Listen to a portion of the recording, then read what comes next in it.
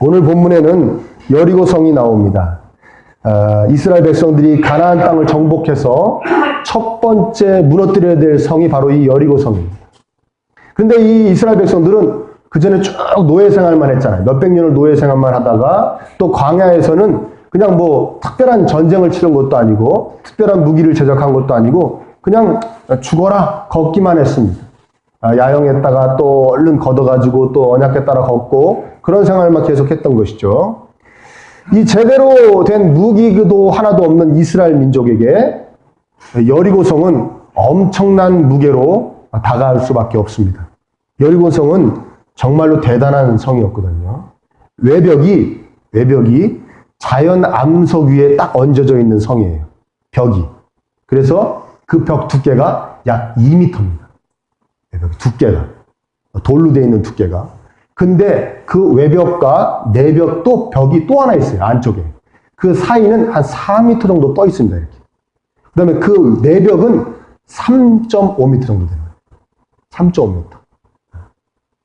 이해되십니까? 외벽이 몇 미터라고요? 2m. 성경에서는 6자, 우리 믿음의 선배들이 연구한 결론은 6자 정도 되니까 한 2m 정도 되는 거죠. 2m. 또 중간에 공간이 3.5m 정도 떠 있고, 바깥쪽으로,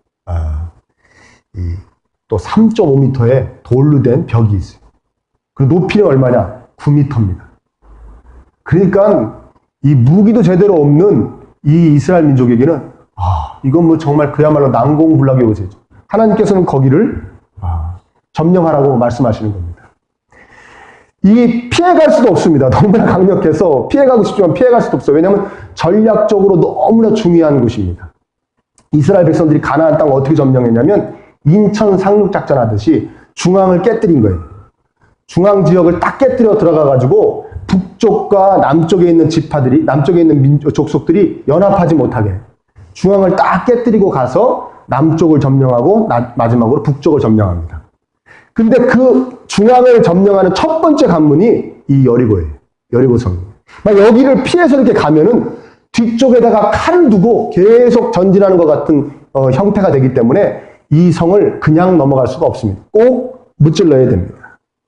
이스라엘 백성들이 이 성 앞에서 이렇게 생각할 수 있었을 겁니다. 뭐 어떻게 생각합니까? 하나님 너무나 불공평합니다. 우리는 무기도 제대로 하나 없는데 우리는 저 여리고 성 안에서 저 성의 보호를 받는 사람들에 비해서 너무나 불리하지 않습니까? 어떻게 저들과 싸우라고 하는 겁니까? 우린 여리고 성이 없는데 이렇게 얘기할 수 있었을 것입니다.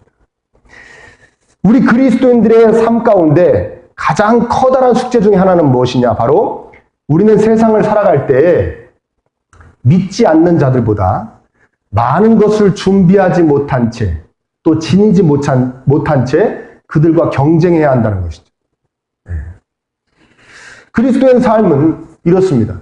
죽어라 공부해도 경쟁할까 말까 한데 주일날 교회 와야죠. 그렇죠? 학원도 못 가잖아요, 주일날. 저 선풍기 좀 꺼주시겠습니까?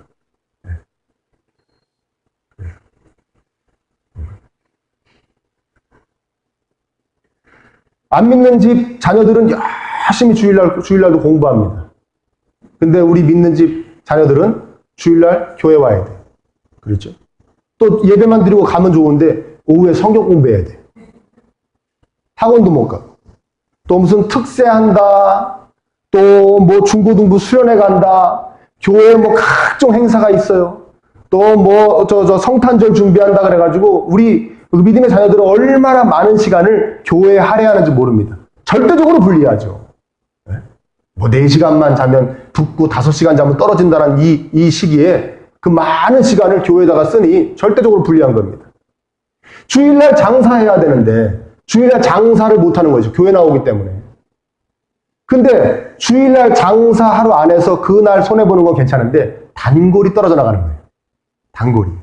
단골을 주일날 많이 확보해야 되는데 그런 어려움이 있습니다. 회사에서 학교에서 나의 안위 때문에 나의 앞길 때문에 옳지 못한 사람의 편에 서야 할 때도 있습니다. 그렇죠? 그럼 막 신앙적으로 갈등하는 것이죠. 저 사람이 분명히 옳지 않은데 저 사람이 힘이 있어. 그래서 저 사람 편에 서야 돼. 때로는 그 사람과 같이 하기 싫은 말도 해야 되고 그 사람과 같이 하기 싫은 일도 해야 될 때가 있어요. 그런 갈등이 있는 것이죠. 사업을 하다 보면 막 뇌물도 쓰고 막 그래야 되고 같이 막 술자리도 만나서 마음도 맞춰주고 그래야 일도 받고 뭐 이렇게 막 좀 거래처가 생기기도 할 텐데 우리 예수님 믿는 사람들은 술 대접 못하죠. 그리고 그 유혹을 못 이기고 술 대접을 하더라도 사람은 영적인 존재이기 때문에 이 사람이 정말 이 자리를 즐거워하는지 아니면 마지못해서 하는지는 표정에 나타나게 돼 있습니다. 상대방이 있습니다. 그러니까 막 기쁜 마음으로 같이 술도 못 마시는 것이죠. 찝찝하니까요. 그러니까 여러 가지 면으로 우리 예수님 믿는 사람들은 세상 사람들, 여리고성 안에 있는 사람들에 비해 너무나도 불리한 것 같습니다.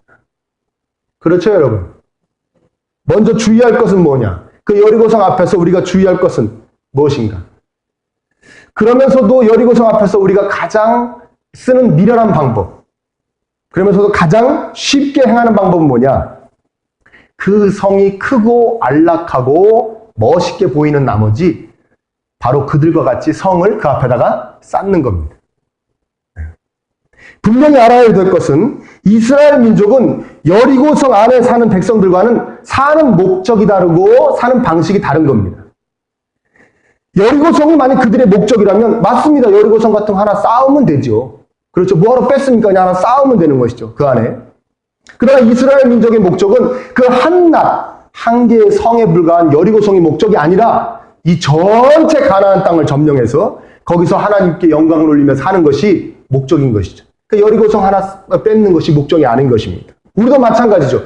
우리들은 불신자들과 사는 목적이 다르고 사는 방식이 다른 사람들입니다. 나 잘 먹고 잘 살려는 것만 목적이라면 맞습니다. 단지 학교가 내 목적이고 직장이 내 목적이고 사업장이 내 목적이라면 우리도 세상 사람들과 같이 그냥 대충 그렇게 살아도 되죠. 그렇지만 우리는 그것이 목적이 아닌 줄 믿습니다. 우리의 삶의 목적은 무엇입니까? 하나님께 기쁨을 드리는 것이죠. 하나님께 영광을 올리는 것입니다.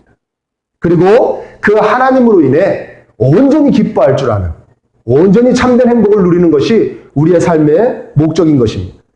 똑같이 살아서 똑같은 여리고성을 쌓아서 승리하겠다는 그런 유혹에서 여러분 승리하시기를 바랍니다. 그렇죠. 우리는 어떻게 저 강력한 여리고성 안에 사는 백성들과 전쟁을 치러야 하는지, 어떤 방식으로 치러야 하는지 이 시간에 살펴보려고 합니다. 어떻게 해야 할까요? 먼저 어려움은 어려울수록, 삶의 여리고성이 엄청난 무게로 다가오면 다가올수록 우리는 더 하나님께 집중해야 되고 하나님 말씀에 귀를 기울여야 합니다. 여러분 우리 2절 한번 같이 읽어보겠습니다. 오늘 읽은 본문은 아니지만 6장 2절입니다. 화면을 참고하셔도 되겠고요. 시작. 여호와께서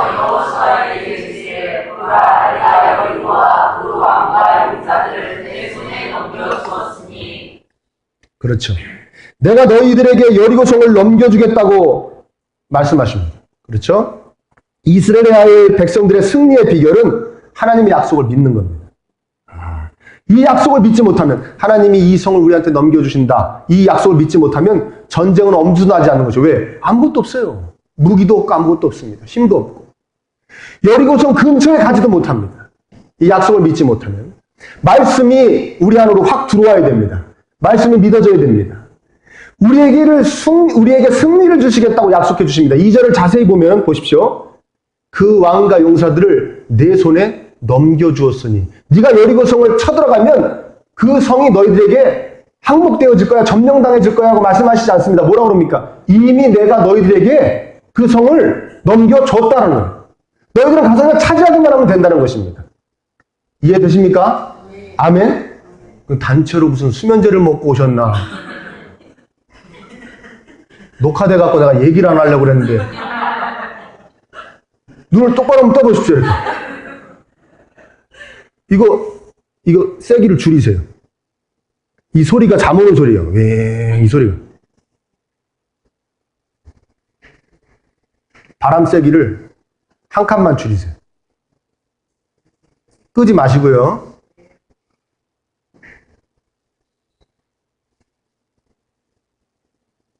어디까지 했어요? 그렇죠. 네.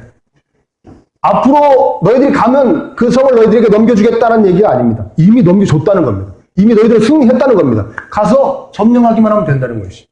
이거 확실한 약속인 것이죠. 여러분, 이긴 전쟁임을 알면 불리함이 느껴지지 않습니다. 불평불만이 나오지 않습니다. 여러분, 베이징 올림픽 때 야구 결승전 보셨습니까? 기억나십니까? 쿠바하고 했는데. 예? 쿠바하고 했는데. 우리가 9회가 됐는데 3대2인가로 우리가 이기고 있었어요. 근데 원아웃에 쿠바가 만루를 딱 차지했습니다. 우리가 이제 수비예요. 그때 투수가 누구였는지 얘기해도 모르죠, 여러분. 예. 정대현은 나중에 구원투수로 나온 거고요. 유현진인가가 아마 던졌을 겁니다. 그런데 심판이 스트라이크를 안 잡아주는 거예요. 계속 볼이라고 그러는 거예요. 예? 그래가지고 막 그 포수가 막 항의하다가 퇴장당합니다. 9회에. 그리고 만루가 되는 거예요. 만루. 그때 이제 정대현 투수가 나와가지고 이제 쿠바가 병살타를 쳐가지고 그냥 더블 아웃이 되는 바람에 우리가 이겼습니다. 그래서 우리 금메달을 땄는데, 그거 볼 때는, 그 현장에서 그냥 볼 때는 정말 막 화가 나는 거고, 막 우리가 불리한 것 같죠. 저 심판이 왜 저러냐? 막 화가 납니다. 우리 너무 불리하게 하는 거냐? 막 그러는데, 얼마 전에 제가 다시 봤어요, 그걸.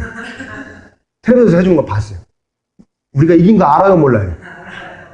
아무렇지도 않아요. 그래, 볼이라고 그래라. 그래, 네 맘대로 해라. 우리 이긴 거 알잖아요. 무슨 말인지 이해되십니까? 내가 이긴 걸 알면, 내가 이겨놓은 걸 알면 아무 불만이 없고 불리함이 느껴지지 않는 것입니다. 이해되십니까? 우리는 예수님께서 이미 이겨놓으신 전쟁을 지금 치르고 있는 것입니다. 우리를 대신해서 죽으심으로 우리 죄를 용서하시고 다시 사심으로 죽음의 권세를 깨뜨리셨고, 아멘. 패배의 권세를 깨뜨리셨고 실패의 저주를 깨뜨리심을 믿으시기를 축원합니다. 이 사실을 믿는 사람들은 삶에 잠깐의 어려움이 있다고 하더라도 그것을 꼭 패배한 것 같이 느껴지고 그것이 실패한 것 같이 보여지더라도 절대 낙심하고 낭망하지 않습니다. 왜요? 반드시 예수님께서 이겨놓으신 이 전쟁의 승리의 기쁨을 나에게 주실 것이라는 그 확신이 우리를 힘이 나게 할 줄 믿습니다. 그 증거가 바로 뭡니까? 십자가죠. 이겁니다. 내가 너를 위해서 너 잘 되게 하려고 목숨을 내어줬는데 다른 거 해결해 주지 않겠냐? 다른 거 승리하게 해주지 않겠냐? 그 십자가입니다. 그래서 여러분, 우리 예수 그리스도의 십자가의 은혜가 우리 기독교의, 우리 신앙의 시작이자 전부인 것이죠. 그래서 늘 그렇게 우리 교회에서 십자가 하는 겁니다. 여러분, 이 예수 그리스도의 십자가의 은혜가 빨리 임하시기를 축원합니다. 아직 받지 못한 분들은 하나님이 주시기를 축복합니다. 그리고 또한 받은 분들은 넘치시기를 축원합니다. 그래야 불리함이 느껴지지 않습니다. 난 이긴 전쟁을 하고 있다. 하나님 나를 반드시 복되게 할 것이다. 날 승리하게 하실 것이다. 그러면서 계속해서 이렇게 말씀하십니다. 우리 3절 한번 읽어봅니다. 시작. 너희 모든 사람이 그 성을 불러 성 주의를 매일 한 번씩 부르되 엿새 동안에 주의하라. 그렇죠. 성을 엿새 동안 매일 하루에 한 번씩 도르라는 거예요. 그 왜 돕니까? 특이한 명령인 것 같아요. 이거 성을 왜 돌라는 거예요? 그렇죠? 근데 사실은요, 특별한 게 없습니다. 이 40년 동안 이들은 늘 언약궤를 따라 걸었어요. 이해되십니까? 이들은 40년 동안 걸었어요. 계속 언약궤를 따라서. 뭐 특별한 거 하라는 거 아닙니다. 그냥 이들이 제일 잘하는 거 하나님이 하라고 하는 겁니다. 하나님께서 우리에게 하던 대로, 해오던 대로 하라는 것입니다. 그냥 그리스도인이라면 해야 하는 것. 당연히 그동안 그리스도인으로서 하면서 살아와야 했던 것. 그런데 하지 않았던 것. 아멘? 그거 하라는 거예요. 그거 하라는 거예요. 뭐 특별한 거 없다. 하나님 말씀하시는 거예요. 야, 뭐 특별한 거 없어. 특별할 것 없어. 그냥 여러 가지 세상적인 방법 쓸 거 없어. 그냥 언약궤를 따라 걸어. 우리에겐 뭡니까? 하나님 따라 걸어가라는 겁니다. 해오는 대로 말씀 따라 살려고, 말씀대로 살려고 애썼던 그 모습 그대로 살아라는 겁니다. 뭐 여러 가지 방법 동원하고 세상적인 방법 쓸 거 없다는 겁니다. 그냥 그리스도인으로 할 바만 하면 된다는 것입니다. 아멘 되시기를 축원합니다. 그리고 10절도 한번 다시 합독할까요?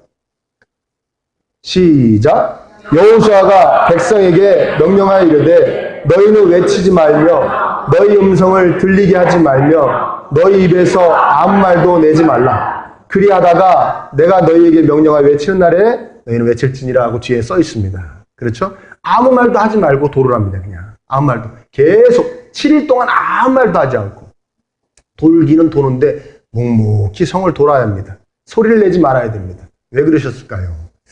여러 가지 소리를 내다가는요, 원망의 소리를 내게 됩니다. 그렇죠. 불평의 소리도 내게 됩니다. 사람들이 말을 시작하기 시작하면요, 좋은 말만 하진 않아요. 좋은 말을 많이 합니까? 나쁜 말을 많이 합니까? 예? 그렇죠. 저는 좋은 말을 많이 하고, 여러분들은 잘 모르겠고, 야, 지금 우리 뭐 하냐? 마음대로 막, 야, 지금 우리 뭐 하는 거냐, 이거? 야, 어저께도 돌았잖아. 뭐, 금이라도 갔니? 뭐냐, 이거? 그 다음에 막 말을 하기 시작하면 세상적인 방법이 막 나오기 시작하는 거야. 야, 이래도 되는 거야, 이거? 저기 위에서 활 쏘면 우리 다 죽는 거 아니야? 그냥 무방비 이렇게 돌면 되는 거야? 야, 우리, 야, 이럴 때가 아니라 이거 돌지 말고 우리 밧줄 만들자. 사다리 만들자. 무기를 만들자. 여러 가지 이런 인간적인 방법, 세상적인 방법이 나오는 거예요. 하나님 분명히 말씀하셔요.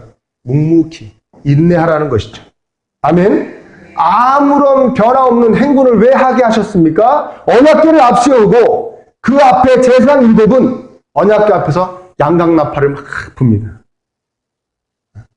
나팔은 전쟁 시의 지휘관의 명령을 대신 전하는 게 나팔이에요. 아멘. 그러니까 지금 이스라엘 백성들에게 뭘 얘기하는 겁니까? 너희들이 지금 행진하는 것은 그냥 너희들끼리 하는 것이 아니라 하나님을 따라 행진하는 것이라는 걸 가르쳐 주시는 거예요. 계속 나팔 소리만 뿍 하면서 갑니다. 백성들은 아무 소리 낼 수 없습니다. 불평불만도 낼 수 없습니다. 세상적인 방법도 쓸 수 없습니다. 원망의 소리도 낼 수 없습니다. 그냥 하나님의 소리만 빡, 우리는 지금 하나님 따라 걷는 거구나. 하나님 따라 걷는 거구나. 오직 하나님 말씀만 들려지고 높여지고 강조되어야 되는 것입니다.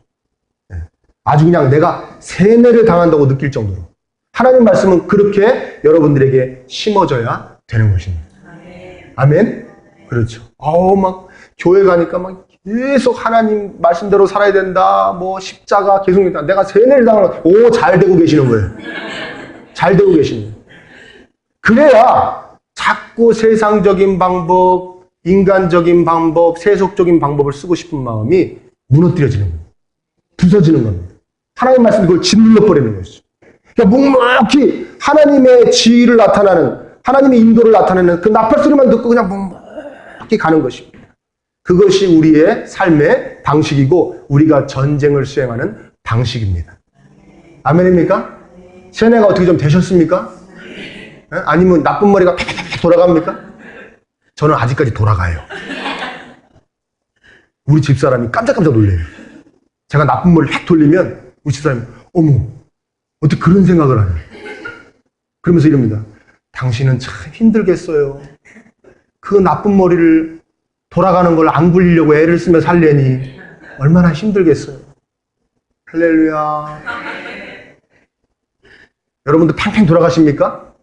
말씀으로 죽여버리시기를 축원합니다. 말씀이 자꾸 들어가야 돼요. 말씀이 예배를 통해서 또 설교를 통해서 또 읽어서 외워서 공부해서 말씀이 자꾸 들어가야 돼요. 그래야 인간적인 방법, 세속적인 방법 쓰고 싶은 그 생각이 눌려버리는 것이죠. 나쁜 머리가 눌려버리는 거예요. 잔머리가 눌려버리는 거예요. 정말 써야 될 큰 머리가 돌아가게 됩니다. 정말 나에게 유익한 큰 머리 돌리시기를 축원합니다. 세뇌당하시기를 축원합니다. 그렇죠? 7절도 읽어보겠습니다. 시작. 또 백성에게 이르되 나아가서 그 성을 돌되 무장한 자들이 여호와의 궤 앞에서 나아갈지니라 하니라. 여기서 무장한 자들은 원래 다 무장한 자들이에요. 군사들이 도는 거예요. 근데 무장한 자들은 특별히 이런 뜻입니다. 정예부대, 특공대, 아주 빼어난 무리들을 뽑아가지고 언약궤를 지키라는 거예요. 언약궤를 궤 앞에서 언약궤를 지키면서 가라는 겁니다.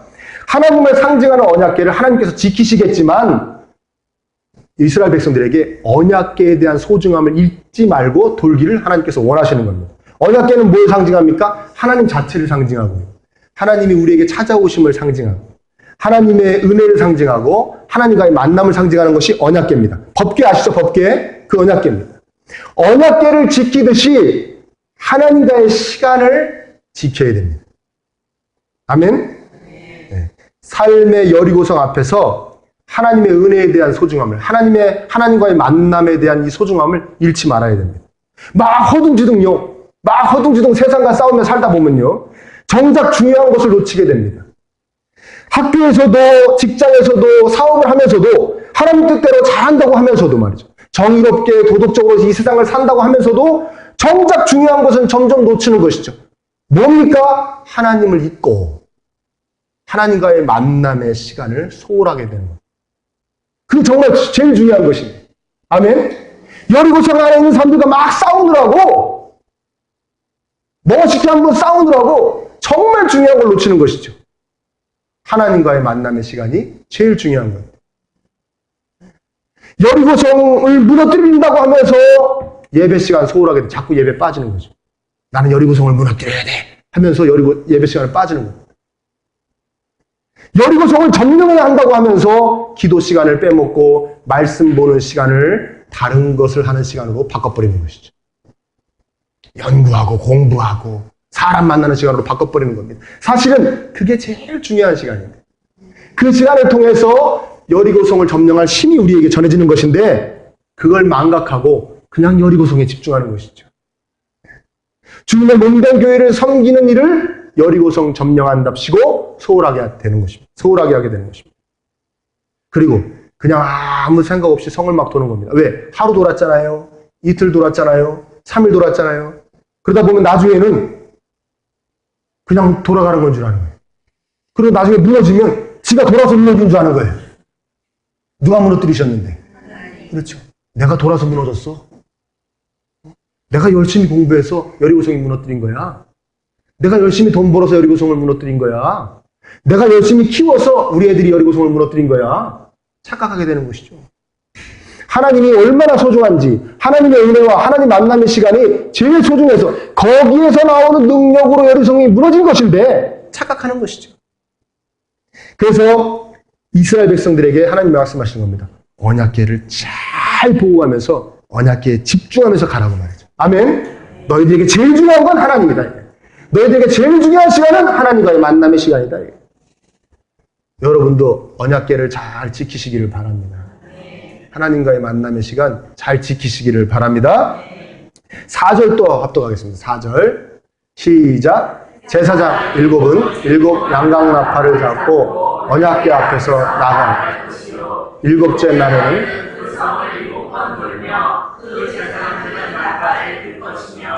그렇죠. 6일은 하루에 한 바퀴씩만 돌아요. 6일은 한 바퀴씩 6번 돌았겠죠. 그러니까 하루에 한 번씩 한 바퀴씩. 7일째 되는 날은 7번을 돌아가는 거예요. 7번. 그렇죠. 왜 7일째 되는 날은 7번을 돌라고 하셨을까요? 보십시오. 이 말씀을 잘 보면 7명의 제사장이 7개의 나팔을 갖고 나팔을 불고 7일째에 7째 날에 7번을 돕니다. 7은요. 특별한 숫자인데 완전함을 나타내는 숫자입니다. 완전함, 온전함을 나타내는 숫자예요. 하나님 앞에서 온전하기를 갈망하는 모습이 있기를 하나님께서 원하시는 겁니다. 우리 앞에 난공불락의 요새 여리고성이 무너지려면은 우리 앞에 특별한 하나님의 역사가 일어나려면은 우리가 하나님께 온전하기를 원하는 그런 강력한 마치 7째 날에는 7번을 도는 것 같은 강력한 몸부림이 있어야 됩니다. 하나님 우리에게 그걸 원하신다는 겁니다. 강력한 믿음의 모습, 강력한 기도, 강력한 은혜의 시간이 있어야 되는 거죠. 여러분 우리가 살면서 많은 우여곡절을 겪지 않습니까? 그리고 고비가 있어요. 큰 문제가 다가올 때 있습니다. 그때 더 강력하게 신앙의 몸부림을 칠 수 있는 여러분 되시기를 축복합니다. 그러니까 금식을 하든 뭐 특별히 기도의 시간을 해서 특별 기도를 하든 간 아니면 정말 이 사람은 정말 전도하기 힘든 사람이야. 강력해. 그런 사람 막 전도를 하기를 힘쓰던가 무언가 그 신앙의 몸부림이 있어야 돼요. 항상 그렇더라고요. 하나님. 그래야 여리고성이 무너지더라고요. 아멘입니까? 그래야 그 고비가 넘어가더라고요. 우리가 이런 게 있습니다. 우리가 이 고난을 이렇게 겪으면 우리가 항상 힘들진 않더라고요. 또 고난이 지나면 또 평화로운 시기가 오더라고요. 그렇죠? 매일 죽어라 합니까? 그렇지 않잖아요. 힘들 때가 있으면 또 편안할 때가 와요. 근데 이 힘들 때 두 가지 경우가 있습니다. 첫 번째는 열심히 하나님께 매달린 사람이 있어요. 이 힘든 시기를 두고. 그리고 한 사람은 그냥 뭐 힘들어하고 그냥 울고 뭐 사람들한테 가서 넋두리하고 뭐 이러면서 막 고생하고 넘어간 사람들이 있어요. 힘들긴 마찬가지죠. 근데 결과는 완전히 다릅니다. 사람이 완전히 달라져요. 이 힘든 시기에 열심히 하나님께 막 몸부림을 치는 사람은 이 힘든 시기를 거치고 하나님께로 더욱더 가까이 갑니다. 영적으로 성장하죠. 믿음이 깊어집니다. 그리고 그런 힘든 사람을 보면 그 사람을 얼마든지 케어해주고 위로해주고 인도해줄 수 있는 능력을 갖게 되는 것이죠. 아멘입니까? 그야말로 고생의 한게 아니라 오히려 자기에게 플러스가 되는 시기가 되는 것이죠. 이해되십니까? 근데 이 어려움의 시기를 그냥 막 불평불만하고 사람들한테 가서 징징대고 그랬던 사람은 끝나고 나도 여전히 또 어려움이 오면 징징댈 사람. 하나님께 몸부림을 치는 게 아니고 사람들에게 의존할 사람. 그야말로 생고생 시간이 되는 거예요. 생고생. 여러분 선택하시기를 축원합니다. 문제 앞에 하나님께 매달리시겠습니까? 세상에 매달리시겠습니까? 문제 앞에 하나님께 강력한 몸부림을 치시겠습니까? 아니면 세상 쫓아다니면서 한풀이하고 원망불평하시겠습니까? 선택하시기를 축원합니다. 내가 얼마나 더 멋있는, 이 어려움을 겪고 나서 내가 얼마나 더 멋있는 하나님께로 가까이 나아가 있는 자가 될 것인가는 여러분의 선택에 달려있다는 것을 명심하시기를 축원합니다. 특별한 신앙의 모습이 있어야 됩니다. 그러다가 결정적인 순간에 한 목소리를 내야 됩니다. 우리 16절 보겠습니다. 읽어봅니다. 시작.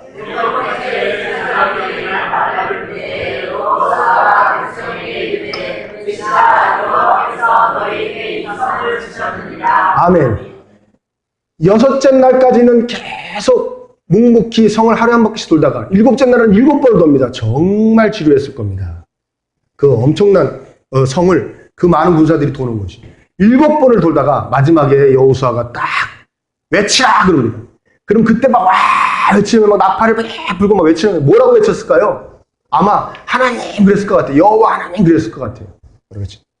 세상을 향해서 너희들이 하나라는 것을 보여주라는 겁니다. 외치라는 것입니다. 여러분 우리가 이 세상에서요, 우리 성도님들 가정도 그렇고요, 보면은 서로 막 평상시에는 너무 막 친하게 지납니다. 친하게 지내. 그런 가정이 있고, 서로 왕래도 잘 안 하는 가정이 있어요. 서로 평상시에는. 왕래도 뭐 전화도 별로 안 하고.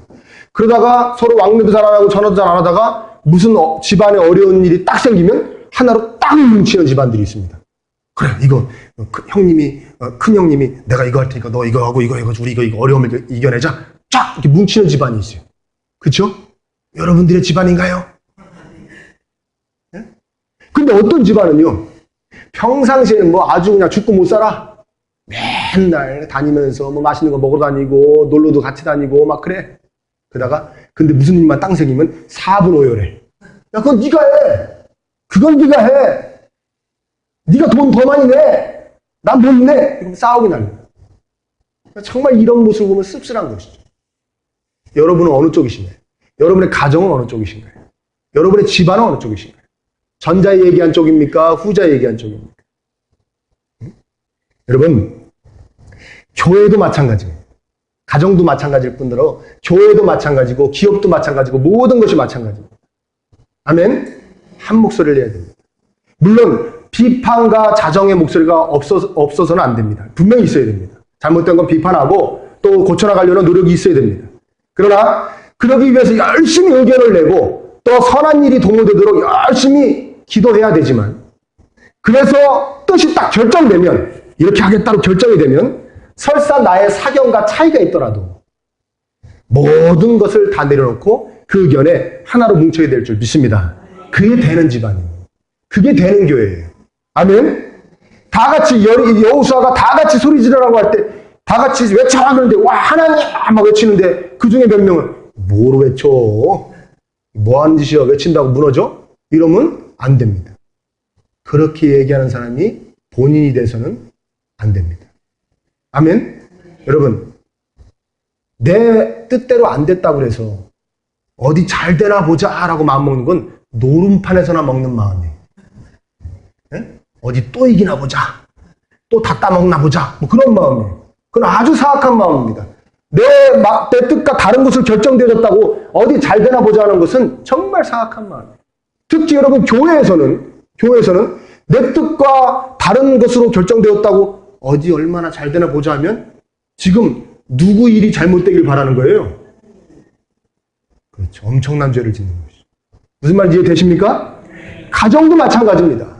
가정도 집안도 뜻이 딱 모여졌으면은 한 사람도 빠짐없이 그 뜻으로 마음에 안 들더라도 자기 생각과 다르더라도 쫙 뭉쳐져요. 그래서 고린도전서 1장 10절에 이렇게 말씀하십니다. 한번 읽어보겠습니다. 고린도전서 1장 10절 시작. 형제들아 내가 우리 주 예수 그리스도의 이름으로 너희를 권하노니 모두가 같은 말을 하고 너희 가운데 분쟁이 없이 같은 마음과 같은 뜻으로 온전히 하고 같은 말을 하고 같은 마음을 품고 같은 뜻으로 온전히 합하라는 것이죠.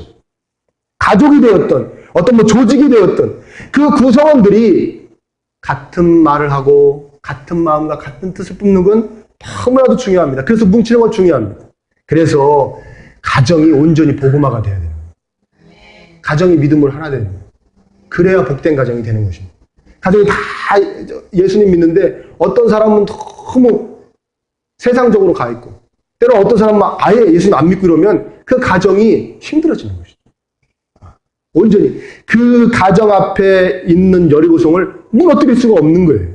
그냥 살기는 살겠죠. 살긴 삽니다. 그러나 정말 큰 어려움이 닥쳤을 때는 그 가정이 막 혼란에 빠질 수밖에 없는 것이죠. 한 목소리를 낼 수가 없기 때문에. 한 목소리를 낼 수 있는 여러분의 가정이 되시기를 축원합니다. 믿음으로 하나 되는 가정. 믿음으로 하나 되는 가정, 믿음으로 하나 되는 집안이 되시기를 예수님의 이름으로 축원합니다.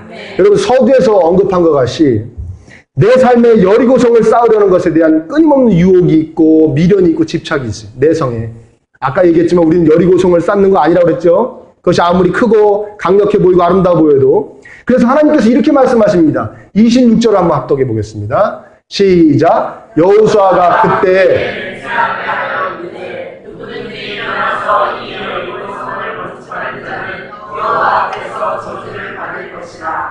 아멘.